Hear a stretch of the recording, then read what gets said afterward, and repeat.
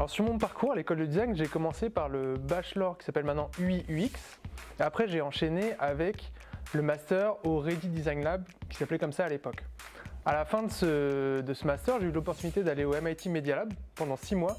Et c'est là où j'ai découvert le monde de la recherche, le monde de l'interaction tangible, des nouvelles technologies qui m'a vraiment énormément plu. Au MIT Media Lab, j'ai découvert un nouvel espace dédié vraiment à la créativité, au design, à l'art. Et il y avait cette rigueur scientifique qui m'a beaucoup parlé. Donc suite à mon séjour à MIT Media Lab, je suis rentré en France et j'ai commencé une thèse en interaction machine à Télécom Paris.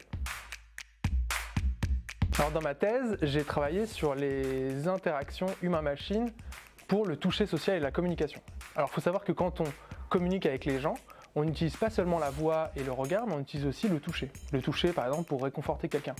Et le problème qu'on a aujourd'hui avec les dispositifs numériques comme les téléphones portables, c'est que les téléphones portables sont incapables de retransmettre vraiment cette sensation.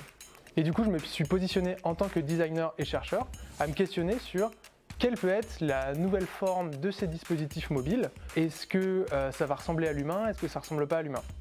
Et donc moi j'ai pris le parti de me dire voilà, les dispositifs numériques quels qu'ils soient, plus tard, vont tous ressembler à l'humain. Ça veut dire quoi?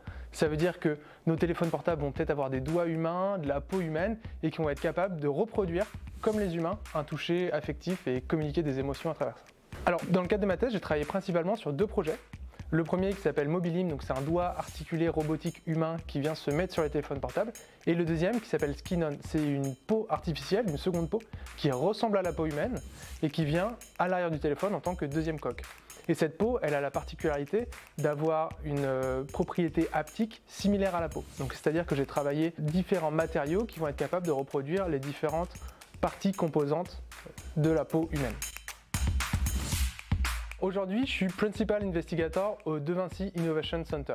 C'est un centre d'innovation et de pédagogie centré sur une approche un petit peu radicale de la conception. C'est-à-dire qu'on travaille énormément la fabrication, le prototypage, les interactions machines et le tout produit avec des démos qui sont valorisées à la fois dans des conférences scientifiques ou dans des startups.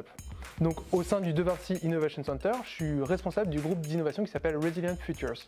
Donc mon intérêt principal aujourd'hui, maintenant que j'ai développé tout un tas de dispositifs critiques et de la technologie, c'est de me dire comment on peut améliorer cette technologie. Et ça passe par 3 gros piliers. C'est le développement des low-tech, faire de la technique et de la technologie avec un petit peu moins de complexité. C'est aussi le développement des nouveaux matériaux et des biomatériaux. Donc comment on peut repenser la conception des technologies sans utiliser des terres rares, des métaux et de l'obsolescence. Et puis c'est aussi repenser les nouveaux outils traditionnels. Le design critique, c'est un outil qui, en mon sens, doit être dans la base de l'outil du designer. Ça permet de venir analyser ce qui existe aujourd'hui dans les technologies et de venir apporter une solution qui vient un petit peu en rupture ou qui vient de manière complètement innovante par rapport à ce qui se fait aujourd'hui. Donc le design critique, c'est vraiment un outil pour matérialiser des pensées un petit peu folles. Ce qui est intéressant dans le design critique, c'est le rapport à la production et à la fabrication. Et c'est de se dire, je pense un objet un petit peu hors cadre et hors norme, et derrière j'arrive à le fabriquer, à le concevoir, à le faire tester à des utilisateurs, et peut-être éventuellement infléchir la direction des technologies.